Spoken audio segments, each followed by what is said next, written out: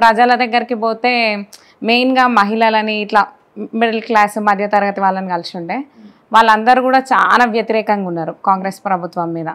ఏమి ఇచ్చారు ఏమి ఎలానే కొందరు మేము ఓట్లాడగానికి వచ్చారు కాంగ్రెస్ వాళ్ళని తిట్టుడే మొదలు పెడుతున్నారు పోయిన వెంటనే.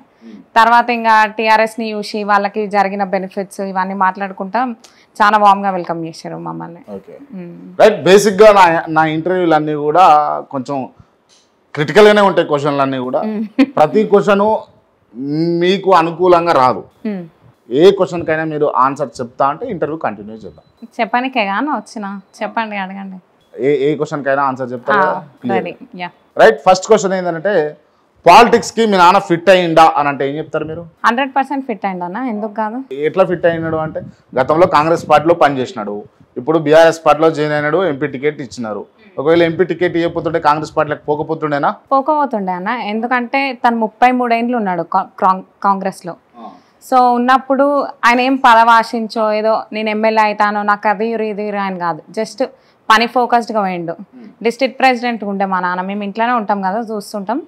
ఆయన 24 గంటలలో ఒక 6 గంటలు నిద్రపోతాడేమో, మిగిలిన టైంలో ఒక 2 గంటలు ఇంటికి ఇస్తాడు. మిగిలింది మొత్తం పార్టీ అదే ఆలోచనలు ఉంటాడు, కాంగ్రెస్ గురించి ఆలోచించుకుంటా అట్లుంటుండే. ఎప్పుడు కూడా నాకు ఈ పదవి రావాలను ఇట్లేం ఆలోచించలే. కానీ ఎప్పుడైతే తన సెల్ఫ్ రెస్పెక్ట్ దెబ్బతిన్నదో అప్పుడు తను ఆ పార్టీ నుంచి మూవ్ అయిండు తప్ప ఇప్పుడు రాజకీయం చేతగాకనో కాదు. రాజకీయాలు బరాబర్ చేస్తారా? మంచిగా చేస్తాడు. రాజకీయాలు చేస్తారా, ప్రజలను పట్టించుకుంటారా? పట్టించుకునేదే, రాజకీయాలకు వచ్చిందే ప్రజలను పట్టించుకోనికే కదా. నిజంగా మీరు చెప్పండి, ఈసారి భువనగిరి గడ్డ మీద ఏ జెండా ఎగురుతుంది అని అనుకుంటున్నారు? గులాబీ జెండానే ఎగురుతుంది. బరాబర్ గులాబీ జెండా బరాబర్ అంతే, పక్కాగా. పక్కా. ఎట్లా ఏ ధీమాతో చెప్తా ఉన్నారు మీరు? నేను టు బీ ఫ్రాంక్ చెప్పాలంటే అందరు ఏమన్నారు, 6 మంది ఎమ్మెల్యేలు కాంగ్రెస్ వాళ్ళే ఉన్నారు, ఒక పల్లా రాజేశ్వర రెడ్డి గారు తప్ప. సో నేను అనుకున్నా ఏముంది జనాలందరికి ఎట్లుంటుంది, కాంగ్రెస్ ప్రభుత్వం ఉంది మళ్ళీ కాంగ్రెస్కే ఓటేస్తారేమో, జనాలు కొంచెం అంత ఆలోచన చేసి ఓటేయరేమో అనుకున్నాం. నేను వన్స్ ప్రచారంలోకి జనాలలోకి పోతుంటే వాళ్ళందరూ ఒక మాట, 5 నెలలు 6 నెలలు అయింది వీళ్ళు ఏం బీకిర్రు అని చెప్పి జనాలు అడుగుడు. రేవంత్ రెడ్డి కంటే ఎక్కువ బూతులు తిడుతుర్రు రేవంత్ రెడ్డిని. ఆయన నుంచి నేర్చుకుర్రు, ఆయననే తిడుతుర్రు. ఆయన నేర్పించుండ తెలంగాణ ప్రజలకి ఇంకా ఎక్కువనే తిడుతుర్రు, వీళ్ళకి ముందు నుంచి వస్తాయి కావచ్చు ఇప్పుడు వాడుతుర్రు అది. రైట్, ఇప్పుడు భువనగిరిలా మీ నాన్న గెలవకపోతే ఏంది పరిస్థితి? 100% గెలుస్తాడన్న, గెలవడు అన్న సమస్యనే లేదు. 100%. టికెట్ ఎంత ఇచ్చి కొనుక్కున్నారు టికెట్ మీరు? అన్న టికెట్ ఇచ్చి కొనుక్కునే అంత స్థితిలో లేదు బీఆర్ఎస్. వాళ్ళు ప్రామిస్ చేసిర్రు ఫస్ట్, ఎప్పుడైతే తను బీఆర్ఎస్ పార్టీకి మూవ్ అయ్యారో మీకు ఖచ్చితంగా తగిన స్థానం కల్పిస్తామని చెప్పి బీఆర్ఎస్ ప్రభుత్వం ప్రామిస్ చేసింది. అదే విధంగా తనకు ఎంపీగా అవకాశం ఇచ్చింది. సో ఖచ్చితంగా ఏం తీసుకోలేదు, జస్ట్ ఆయన వర్క్ చూసి ఆయనకి ఇది అలొకేట్ చేసిండ్రు టికెట్. రైట్, ఏం చూసి క్యామ మల్లేష్ కోటేయాలి? క్యామ మల్లేష్ ఒక గొల్ల కుర్మ సామాజిక వర్గానికి చెందిన వ్యక్తి. ఆయన ఏంటంటే ఇప్పుడు ఒకరింటికి వస్తారు, ఒక రైతు ఇంటికి వస్తాడు అనుకుందాం, రైతు సమస్య చెప్పిండు అనుకో, మిగిలిన 2 నాయకులు ఉన్నారు, వాళ్ళకి ఆ రైతుల గురించి చెప్తే అర్థమయ్యే పరిస్థితులలో కూడా లేదు. ఈయన కాలేజ్కి పోయేటప్పుడు నీళ్ళు కట్టేటోడు, పొలానికి దున్నేటోడు, ఈయనకు అన్నీ తెలుసు.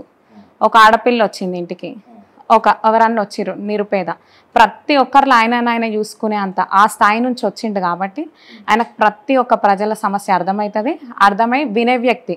ఇట్లేదో వచ్చిరుగా దండమమ్మ నేను పోతున్నా ఆడిపోతున్నా అన్నాడు, కూసుంటాడు, చెల్లె అంటాడు, అక్క అంటాడు, ఆప్యాయంగా వల్కరిస్తాడు, ఇంటికి వచ్చిన వాళ్ళకి ఛాయ్ పోస్తాడు. అది మా ఇంట్లో ఇవ్వాలని నిన్న మొన్న ఉన్న పరిస్థితి కాదు, మేము చిన్నప్పటి సంది చూస్తున్నా ఎప్పుడు అట్లనే ఉంది మా ఇల్లు. సో ఆయన ఎప్పుడు ప్రజల మధ్యలో ఉండే వ్యక్తి, ఖచ్చితంగా అందరు ఆయనకి ఆదరిస్తారు, అందరు ఓట్లేస్తున్నారు. ఖచ్చితంగా. ఎందుకు చామల కిరణ్ ఉన్నాడు కాంగ్రెస్ పార్టీ నుంచి, బూర నరసయ్య గౌడ్ ఉన్నాడు బీజేపీ నుంచి, వాళ్ళకి ఎందుకు ఓటేయారు అనుకుంటారు మీరు? ఈ చామల కిరణ్ కుమార్ రెడ్డికి అయితే జనాలలో అంత చరిష్మా ఏం లేదు. ఆయన జస్ట్ ఎట్లా అంటే మనకు టీవీలో సీరియల్ యాక్టర్ కనిపించినట్టు కనిపిస్తుండు, చూస్తే ఎవరికైనా ఆయన దగ్గరకు పోయి అన్న అని పలకరించే పరిస్థితి లేదు. దూరం నుంచి చూస్తురేమో జనాలు, కానీ దగ్గరకు పోయి పలకరించి వాళ్ళ సమస్యలు చెప్పుకోవాలనిపించాలి కదా జనాలకి. ఇప్పుడు మనకి ఏదైనా సమస్య ఉంటుంది, 3 ఉంటారు, మనకు 3ని చూస్తే ఎవరి మొహం చూస్తే పోయి మన సమస్య చెప్పాలి అనే చరిష్మా ఉండాలి ఆ మనిషికి. అటువంటి చరిష్మా క్యామ మల్లేష్కి ఉన్నది, చామల కిరణ్కి లేనే లేదు. అంటే క్యామ మల్లేష్ అంటేనే నేత అని అంటారు. అంతే, ఆయన ఏంటంటే జనాలకి క్యామ మల్లేష్ని చూస్తే ఈయన ఏదో పెద్ద ఆయన అనిపించదు, క్యామ మల్లేష్ మనోడే మన అన్ననే అన్నట్టు అనిపిస్తాడు. సో జనాలకు ఏముంటుంది, మన సమస్య ఉంటే ఈయన కొయ్యి చెప్తే ఈయన జర అర్థం చేసుకునేటట్టున్నాడు, ఈయన కొయ్యి చెప్దాము అని అనిపిస్తుంది. మా నాన్న అని నేను చెప్తలేను, జనరల్గా నాకైనా అనిపిస్తుంది కదా. మనం చూస్తుంటాం, మా కాన్స్టిట్యున్సీ కాకపోతే వేరే చూస్తుంటాం. ఓ ముగ్గురు మొహాలు చూస్తే ఎవరిని పోయి మన సమస్య అయిపోవచ్చు, ఎవరికైతే అర్థమవుతుంది మనకు అర్థమైపోతుంది. ఓకే. క్యామ మల్లేష్ గారు మంచోళ్ళ షెడ్డోళ్ళ అంటే ఏం చెప్తారు? ఒక కూతురుగా చెప్పకండి. అన్న నేను ఇంటి మనిషి తప్పు చేసి ఎదురు చూపించారు అక్క అందరి ముందు. మా నాన్న మంచోడా కదా అంటే మంచోడే. ఇప్పుడు ఏం తప్పు చేయలేదా? ఆయన అఫిడవిట్ చూసుకోరు 0 కేసులు. మా నాన్న తప్పు చేయడు, అన్యాయం చేస్తే భయంతో బతకాలని అన్యాయంలో జోలికే పోయే మనిషి కాదు. నిమ్మలంగా ఉండాలి, మంచిగా ఉండాలి అనుకున్నాను. వేరే వాళ్ళతో చేపిస్తాడా?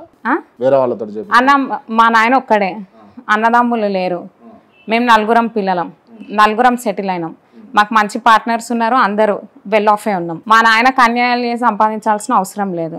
మా తాతలు భూస్వాములు, మా నాన్న కూడా మంచిగా సంపాదించిన వ్యక్తే. అన్యాయాలు చేసి అవసరమే లేదు.